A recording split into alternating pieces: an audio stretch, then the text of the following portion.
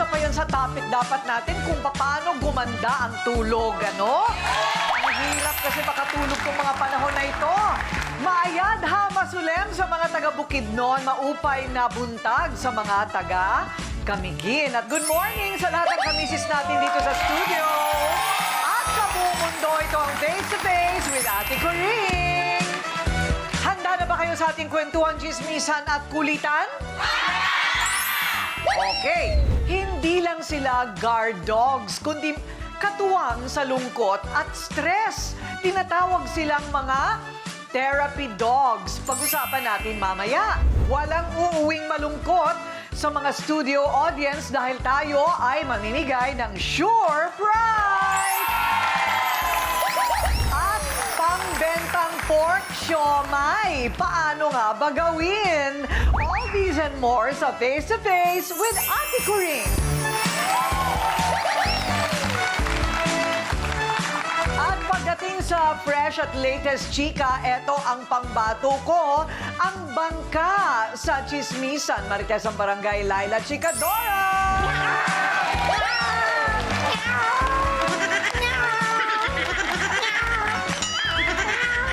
Oh, Ano Ate ang Coring? latest? Well, gusto mo bang sabihin ko sa'yo yan in cat language? In cat language?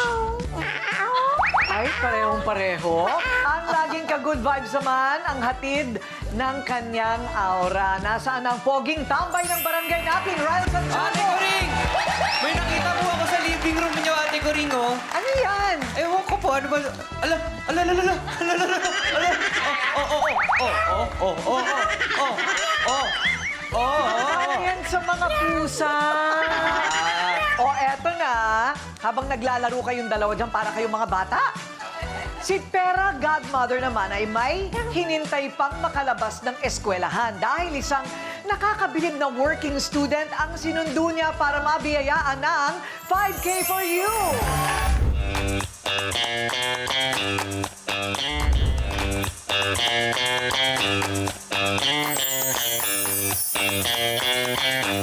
Given a chance na kayo ang magbibigay, magpe-bless, okay, ng 5,000. Sino ang gusto niyong bigyan ng 5,000? Katrabaho ko na lang, si Ate Jen, single mother.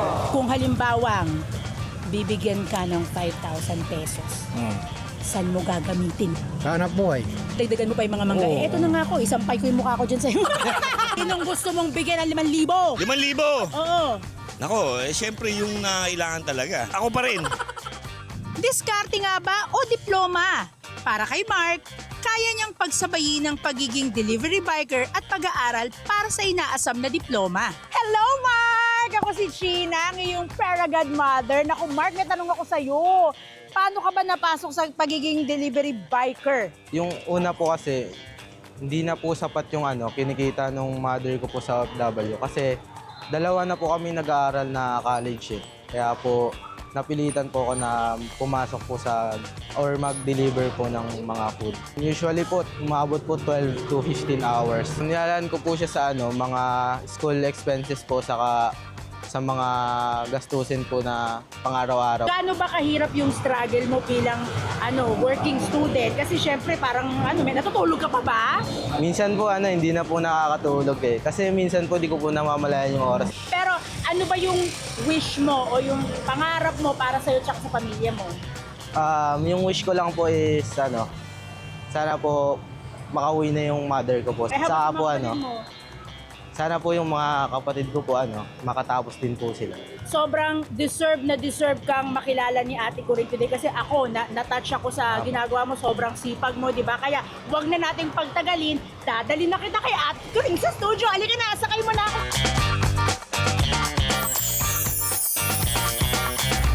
Pera Godmother, yoo-hoo! Where are you?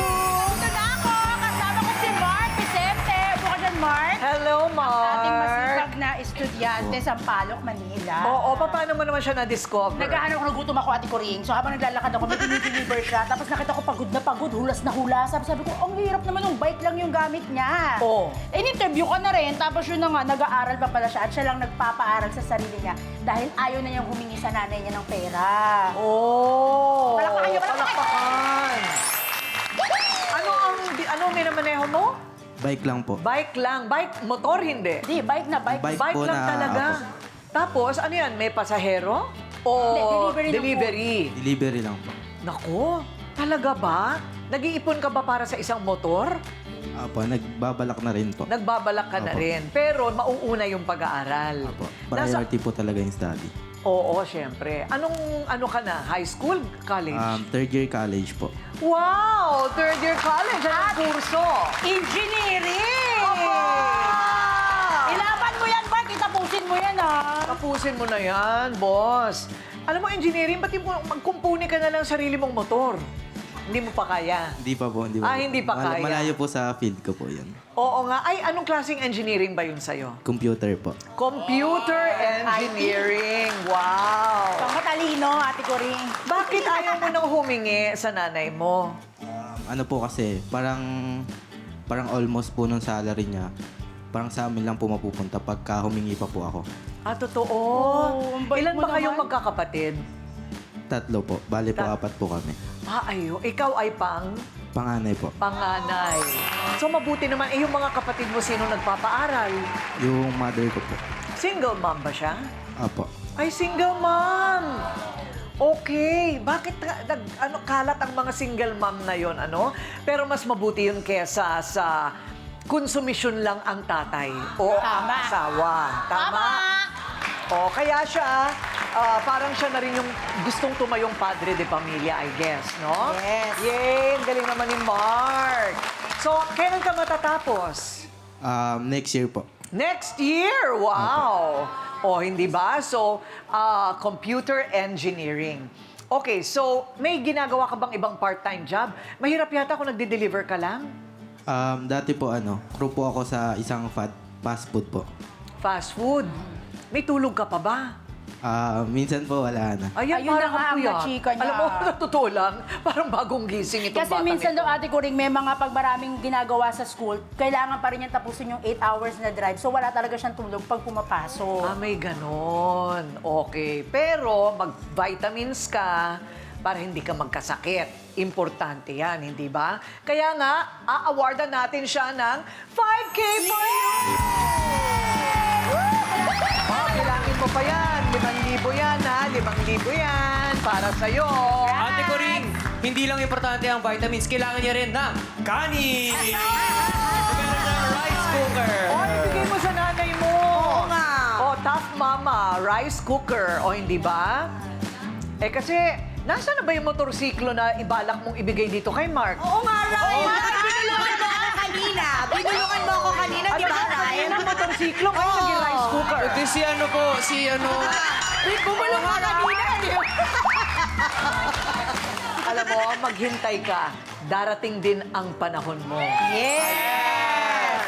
Okay? Ate ko rin may kamukha siya. Sino? Si Jugs ng Itchy Worms. Oh! Oo, may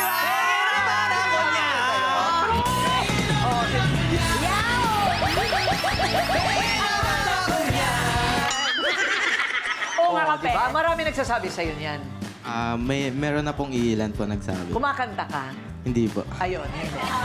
Nagbibisikleta lang Ayun siya. lang. Ayun, okay. So, maraming salamat, Mark, at sa inspirasyon na dala mo sa amin ngayong araw. Maraming salamat. Pero Godmother, saan ang ikot mo bukas? Ayun na nga, Ate Kuring, abangers pa rin ang inyong Pera Godmother dahil hinihintay ko ang mga tinatag nyo sa amin. Kaya kung gusto nyong mapuntahan ko kayo, mag-post lang kayo sa inyong social media account, Facebook and TikTok. And don't forget to use the hashtag F2F with Ate Kuring and 5K for you! Pagkatapos ng isang nakakabilib na kwentong tulad ng kay Mark, punta naman tayo sa usapang napakalapit sa aking puso. At yan ay malapit din sa puso ng napakarami po sa inyo. Kasama na si Laila and si Riley. Ang tungkol sa mga aso. Yung bang mga aso na nakakatulong labanan ang sakit at lungkot. Oh, diba? Hello! Meet Obama! Ayan! Maligalig ang batang ito. Pero Ilan taon na cute. ba siya? 3 3 months. 3 months! Kaya naman pala, sabit pa sa magagandang babae, oh. Ay, hindi pa sanay. Okay. Pinupupog ka na ng halik, Ate Ayan, Corinne. umakit-akit ako na parang ang daga. Ano ba ito? Oh, ayan. Paano nga ba nakakatulong ang mga aso o mga therapy dogs para sa mga anxiety o depression? Ako, alam ko kung paano kasi ang dami ko ring aso. Meron po akong shelter. Ako po ay namumulot ang aso sa kalye. Nako, totoo yan. Oo. Meron ako shelter, may 3 po doon. At meron din po, okay lang, meron din pong headdress ko to. Ano ba? Ang ginangat-ngat ka na, Ate Corinne. Accessory. Oh, ayan. Ay, acrobat siya.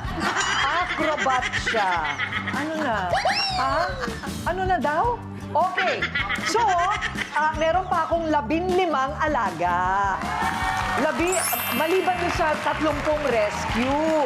Naniniwala po talaga ako pampahaba ng buhay ang mga aso at pusa at mas maraming hayop sa langit kaysa sa tao. Yes! Yay! Totoo po yan. Okay. So, kausapin natin, kasama natin ngayon sina Jen Banyare, Maria Patricia de la Cruz at Marites Alad. Lahat sila ay may kasamang cute na mga aso. Okay.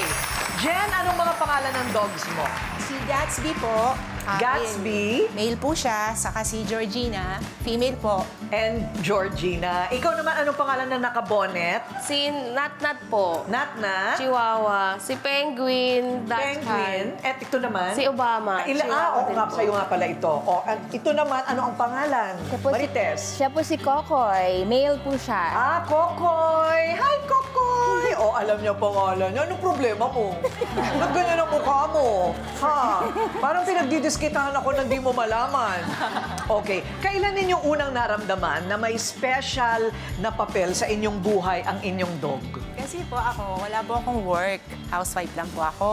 Then yung mga kids po, nag-aaral kasi. Tapos daddy nila may work. So mag-isa lang po ako. So dun po namin naisip na magkaroon ng dog. Bali, niregaluan po ako ng husband ko ng dog. Para may kasama ako, para hindi po ako nalulungkot. Ano naging epekto sa'yo mula na magka-dog ka? Actually, naging masaya po yung buhay. Oo, Kasi di ba? di ba po, as a housewife, ang dami mong trabaho. Oo. Inaasikaso yung kids, yung husband. So, parang pag mag-isa ka lang, ang hirap po. Pero aminin na, iba ang anak, iba ang alagang aso. totoo. Hindi ba? Hindi mo masasabi na, ang dami mo ng anak, ba't kumukuha ka pa ng aso o pusa? Hindi ba? Iba rin talaga. Ikaw naman, Patricia, paano ka natulungan ng mga doggies mo? Ano po, nalilesen nila yung mga isipin ko sa buhay, mga problema. Sila nagpapasaya sa akin mula nung bata ako. Totoo ba? Nakailang aso ka na? Bali, lahat po kasi ng dogs namin, 35 po. Wow! Yung iba Yun po, ang asosasyon. rescue. Sa ngayon, Opo. wow, nakapon na ba lahat yan? Hindi pa. Nako, Okay. nako. Biyaya Animal Care na ito, Ate Corinne. Nako, mapapagasosan naman ako. Kailangan makapon para hindi na dumami ang problema. Tapos may mga stray cats din po kami na nire-rescue. Ay, may ganun din. Pinapakain din po namin. Oo nga. Nako, delikado ka, makakapon ka na. Makakapon ka na. Okay, ikaw naman paano ka natulungan ni Kokoy? Ako po, Ate Corinne, sobrang hardworking po ako. Laging rakitera po. Puyat, pagod sa trabaho po. Pero every time, pag uuwi ako ng bahay, na-excite ako kasi may sasalubong sa aking maliit na baby ko na laging nakangiti at dadambahan ako. Kumbaga, mawawala yung stress ko na buong araw na wala kasi nakikita ko siya, sinahalikan niya ako at Pakita nga ng ngiti niyan. smile ka tayo. Ayan na yung ngiti niya. First time kasi lumabas po, Ate Corinne, kaya ano po siya, Bakit naman? First time, hindi mo siya pinapasyal? ganun po talaga pag baby, ingat na ingat ako, nasa room lang po siya. Ano ang hindi nyo makakalimutang karanasan sa dog? Yung tipong malungkot na malungkot kayo at tinitingnan lang kayo o sinasamahan lang kayo na parang naiintindihan nila kayo? Ako po yung time na, syempre nag-aaral yung mga kids. Minsan po may time na tight yung budget mo, tahimik ka lang, ganun po.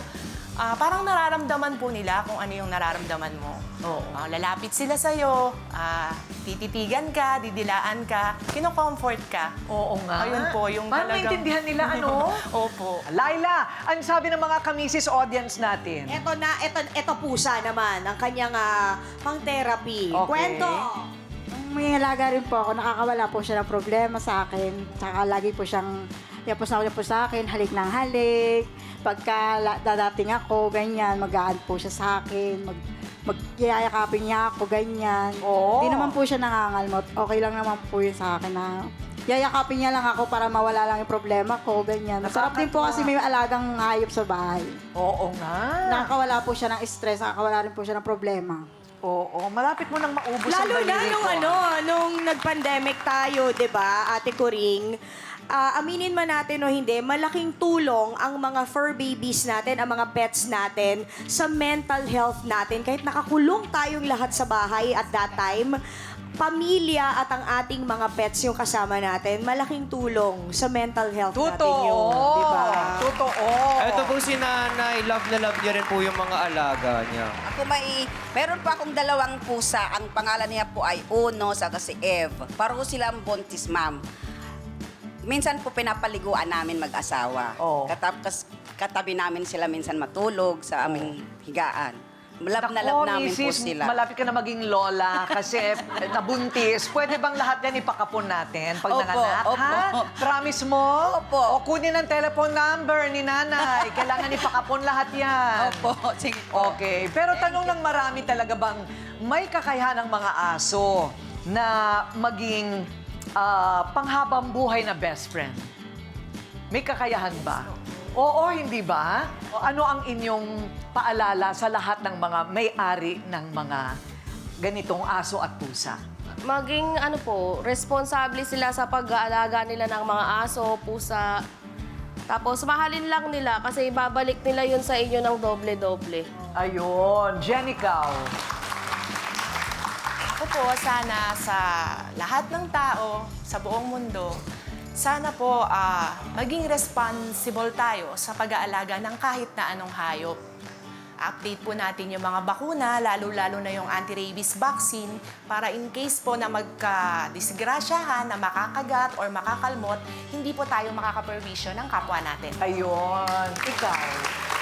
Ako po, Ate Coring, magsasabi ko po sa lahat ng mga animals, especially in dog, kasi sila po hindi lang basta alaga, sila po parte ng pamilya natin. So, kung ano mang nararamdaman natin at nararamdaman nila pag nasasaktan sila or nalulungkot, mas tayo po yung nasasaktan ng doble kasi parang ang hirap mabuhay, lalo na pag darating ang panahon na iiwan na nila tayo dahil alam naman natin na may hangganan po yung buhay nila, hindi siya panghabang buhay. Kaya ayoko nga isipin kasi ngayon pala naiiyak ako sa tuwing maaalala ko na medyo may edad na rin po siya, 10 years old, so ilang panahon na lang makakasama ko siya.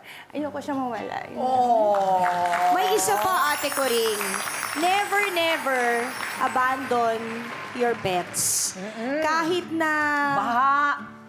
Oo, kung ano man ang Sunog. sitwasyon, pati yung katulad nung sinabi ni ma'am na pagtanda, minsan kasi yung kapag cute na cute ka lang sa tuta, okay tayo. Pero pagdating na naging aso na, ay ipinamimigay na. Sana wag ganon, di ba? Oo, iniiwan sa kalye. Kaya responsibility talaga ang pag-own o pagkakaroon ng isang aso o ng pusa. Meron po akong narinig na kasabihan dati na kaya maiksi ang buhay ng mga aso kumpara sa tao. Kasi mga tao, we spend 20-25 years learning to love. Pero mga aso, pag pinanganak, marunong na. Ayun!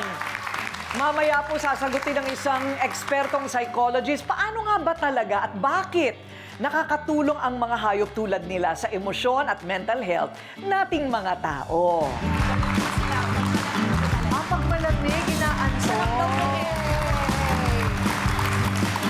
Okay, balik tayo sa ating usapan tungkol sa mga aso nagbibigay emotional support or therapy sa kanilang fur parents. Kasama natin dito ang ating mga fur moms, Jen, Patricia at Marites. At ngayon, para sagutin ang mga tanong natin, si Doc Camille Garcia! Hi, Doc Camille! Hi! Saan ba talaga? Is there anything in psychology na sinasabi talagang diretsahan na ang mga alaga ay nakakatulong sa mental health? Meron kasing tinatawag na attachment theory. So yung attachment theory, anybody or any animal in particular ang magsasabi na pag once na nahawakan mo, kung minsan magugulat ka, yung mismong pet o yung mismong aso or pusa ang lalapit sa'yo. Tapos, dun ka na magkakaroon ng certain bonding to the point na pag nagkaroon ng ganitong klaseng bonding, parang, ay gusto ko na siya, ayoko na siyang pakawalan. Yung mga ganun. So, yun yung isa. At the same time, merong pagkakataon na tinatawag yung nag-e-emit ng oxytocins at saka ng yung serotonin mo, talagang tumataas yung level na parang ang saya-saya mo. Kaya nagkakaroon ng ganitong klaseng bonding. And definitely, dun kasi ang therapy dogs, hindi siya kinakailangan ng train. Kinakailangan talaga maranasan yung bonding. Ayun. Pag hindi naranasan yung bonding, hindi siya para sa ganon. Talagang may connection dapat. Base sa inyong narinig na kwento ng ating mga bisita, ano? Kasi kanya-kanyang kalbaryo ang nangyari. In one sentence, ano nga ba yung sa iyo? Sa amin po kasi, nakatulong talaga yung mga Hindi, dogs. yung ano ba yung pinagdaanan mo? Yung mag-isa lang po talaga kasi ako sa bahay. Kaya parang nakakalungkot na wala kang kasama. Ayun. Ikaw? Nung namatay po yung mother ko, nalungkot po ako ng sobra. Parang na-depress ako. Tapos doon po ako nag-start mag-alaga ng pusa at saka ng dogs. Ayun. O, ikaw naman. Ako po, stress reliever after na dumaan sa hamon ng buhay. Siya po yung happy pill ko. Ayan, happy pill. Pagkatapos natin malaman yung kanilang mga naging problema, ano yung assessment mo, Doc, na bakit ayan ang kanilang pinuntirya? Okay, una-una kasi pag dogs, automatic, they are good for PTSD, yung mga post-traumatic stress disorder. And then, sasabihin nila, pag yung small dogs naman, meron kasi siyang kategory, Ate Coring eh. So, pwede kasi pag halimbawa small dogs, pwedeng pang ADHD. Tapos ngayon meron naman pag yung mga big dogs, pang mga neurodivergent, yung tinatawag na may ASD or yung autism. So talagang nakakatulong siya. And definitely, sinasabi nga nila, lalo na pag medyo aggressive ang isang bata, sabi, mag-alaga ka ng aso para matuto siya na magkaroon ng responsibility at hindi siya abot sa punto magkakaroon ng anger management issues. Ayun. So talagang nakakatulong siya na magugulat kayo dahil eventually yung paghimas pa lang doon sa aso na yon, nakakababa ng cortisol, which is yung stress hormone natin. Pangalawa, ito rin yung nakakatulong para sabihin natin na ma-develop yung, or ma-enhance yung ating mga happy hormones. Ayun. May epekto talaga pag pero iba yung pagtakot ka sa dog. Iba yun, naman iba yun. Lalong nakaka-stress. Pero depende naman yan sa pag-aalaga talaga sa mga aso. Kaya, sa buong mundo, palawak na po ang lahat ng lehislasyon, ang mga batas, para mapangalagaan ang kanilang karapatan. Kahit yung sa mga kinakain nating manok at saka baboy, dapat makatao ang pagkakatay sa kanila. Yes. Na hindi dapat may sakit. Ano? Totoo yun. Ayun. Okay, ang susunod natin, veterinaryo naman dapat. Kasi panay tanong natin, ano ba nararamdaman natin? Itong mga dog na ito, ano kayo nararamdaman? Naalala kasi, yung brother ko kasi vet, alam niyo nakakalungkot kasi may mga tinatawag dito tayong mga emergency clinics, pero kasi sa Amerika meron yung emergency hospitals. Nakakalungkot dahil kasi yung sinasabi mo kanina, Ate Coring, na nakakakain ng tsokolate, nakakakain ng yung mga pagkain na hindi dapat. Sa US kasi, karaniwan ang nakakakain ng mga aso, yung marijuana. Marijuana! Oo, kaya madali yung effect, nakikita kagad. So they're placed sa emergency hospitals ng dogs. Karaniwan yon kasi yun nga yung nagiging problema. Hindi natin kumisan alam ko ano rin yung nangangatngat ng aso. Dahil kumisan, makakita ng sibuyas, malaki ang effect niyan. Yung grapes, akala natin, okay Pwede. sa atin, pero hindi pa pwede. Di ba yung mga ganung pagkain? Lalo ng tsokolate. Oo, meron ako isang na-rescue dati na mayaman pa naman ang nakakuhang para ampunin. Bulag yung dog. Abay, inubos yung kape. Nag-palpitation, namatay. Oo, kaya kailangan talaga binabantayan pa rin. Oo, alam niyo, nakakatuwa dahil kasi kung meron tayong first aid na ginagawa yung nagre-resuscitate, ganun din po dapat sa aso. Pag time na nagkaroon ng heat stroke at saka yung mga heart attacks, marunong kayo dapat mag-CPR. Kasi yun din ang ginagamit talaga eh. Ayun, nako. Ikaw ba, Doc, may alaga ka din? Small, medium, large. Small, medium, and large? I have a long-haired chihuahua, tapos American Bully na sobrang malaki at saka isang Shih Tzu. Tapos, pero ang problema nga, tumatanda na rin. Eh. Oo. And then they are all given.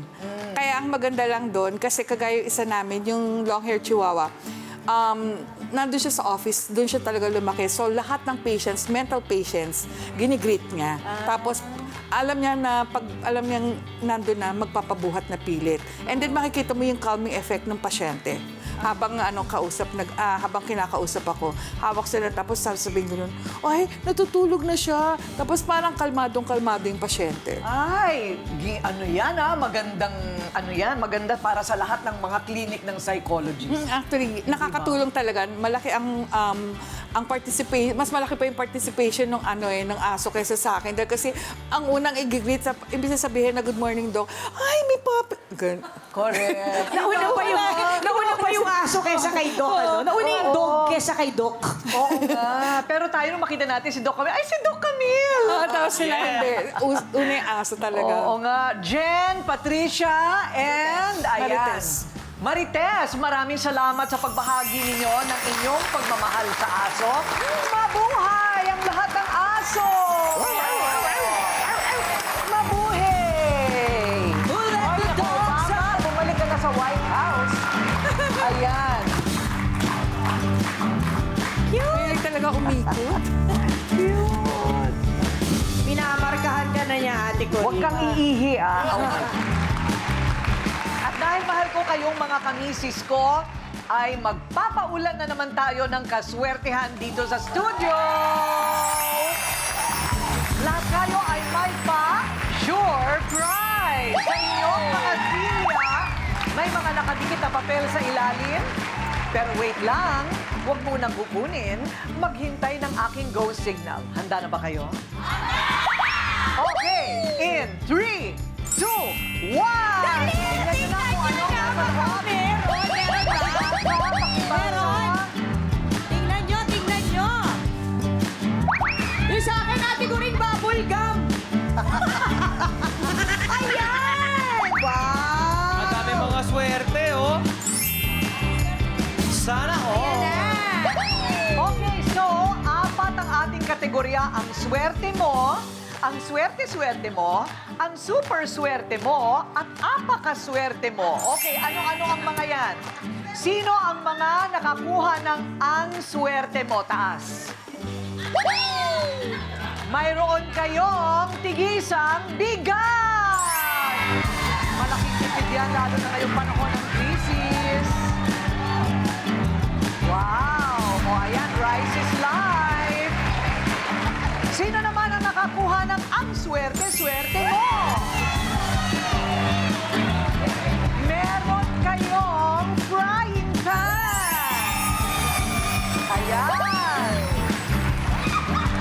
O, di ba? Non-stick yan! O, sino naman ang nakakuha ng ang super swerte mo? Okay, meron kayong tigisang lunchbox. Oh, maganda para lalagyan ng pagkain pag kayo po ay pupunta ng trabaho o para sa mga anak. At sino naman ang nakakuha ng apakaswerte mo talaga? Apakaswerte mo talaga, ayan. Meron kayong tigi-isang blender. Ay, sarap dito, Ate Corinne. Ang init pa naman ang panahon. Yelo na lang ang kulang tsaka prutas, di ba? Correct. Sarap! Wow! Pa-juice naman kayo. O, diba? Ang Sarap. saya-saya, kamisis. Dito po sa studio. Kaya kung kayo'y interesado na maging studio audience ng Face-to-Face with Ate Corinne, pwede niyong iscan ang QR code na nakikita ninyo sa screen. Scan na! At see you soon, mga kamisis!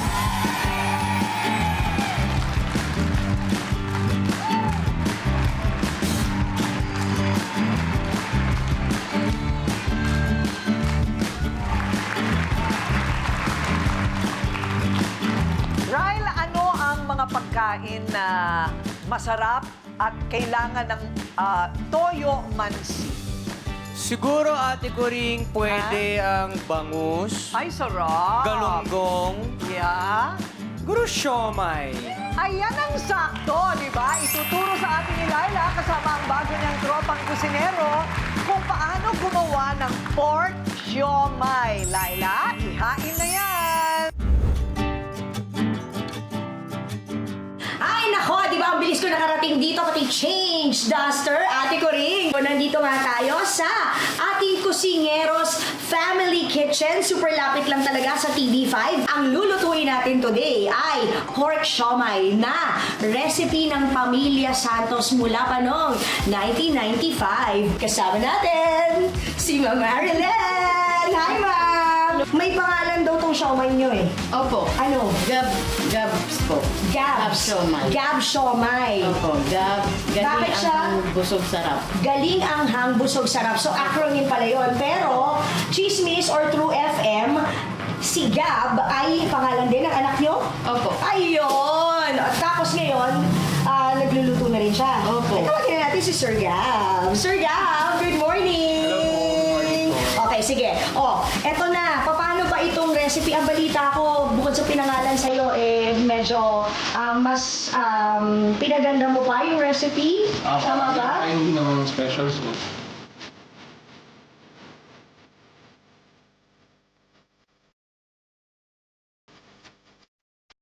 Ayun po natin yung pork. Ayan.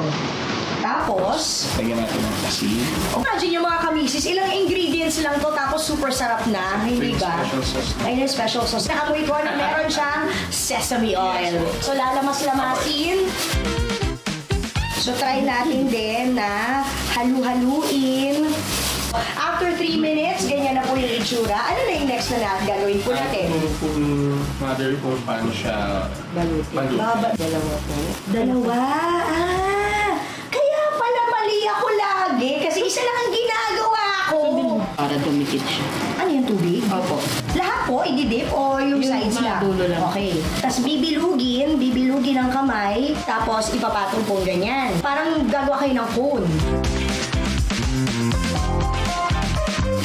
Parang gagawa tayo ng bulaklak. Hindi po fold-fold. Dapat may nakalabas, may nakalawit ng konti. Tapos ipe-press. Pero dapat nandun pa rin siya sa bilog para hindi siya mawala sa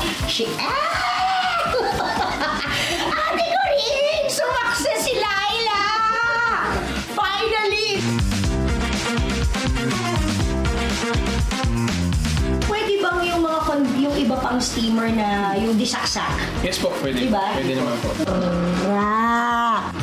Ang bango, may amoy, ang bango-bango. Para gusto pa nang lapukin lahat. So sa mga kamisis natin at sa mga kapatid natin na gustong malaman yung recipe at kung paano ginagawa itong Gabs siomay, pwedeng nyo namang ma-achieve yan kasi baka nadadalian kayo sa amin or nadadaldalan kayo, di ba? You can always go sa aming FB page or sa TikTok, Face to Face with Ate Coring.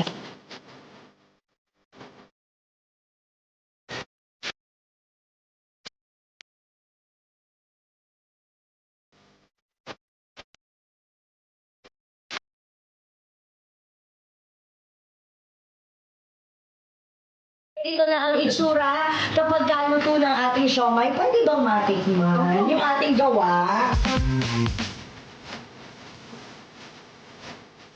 Sumama ka.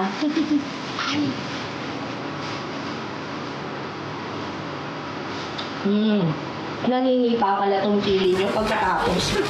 Sa una, parang walang impact. Pag nandito na, rocker! O, diba? Sarap. Kayo rin gumagawa? Yes po. Homemade po yun. Masarap. Hindi ko mapigilan.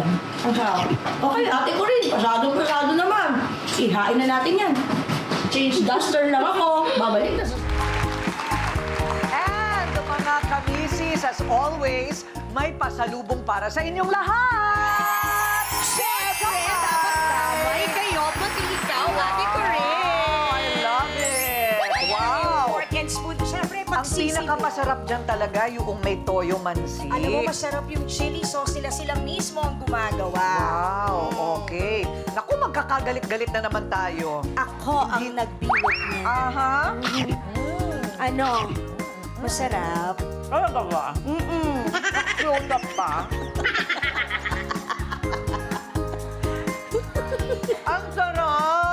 masarap talaga, promise. Bigyan silang lahat. Ay, nako, Ate Coring! Eto na, let's do it! Kwentuhan bukas. Fitspiration goals ni Nanay. Pilit siya ng pilit. Talagang hindi ako iniwanan. Birthday yarn. Kay arawan, kay sayahan. Pakbet na inihaw with bagoong isda. Mga kamisis, ito ang face-to-face with Ate Coring. Harapang kwentuhan, usapang walang iwanan. Face-to-face, issue ay harapin. Face-to-face, solusyon ay hanapin. Face-to-face, problema ay ayusin. Sa tulong ni Ate Coring. Face-to-face. Medyo makapal lang ang talaga.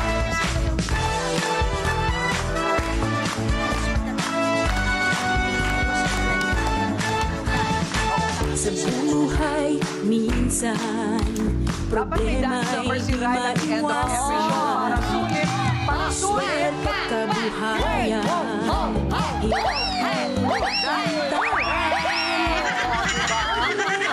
Para sulit ang bayan. Pag-usapan, Okay, merong bye-bye. sandalan, bigat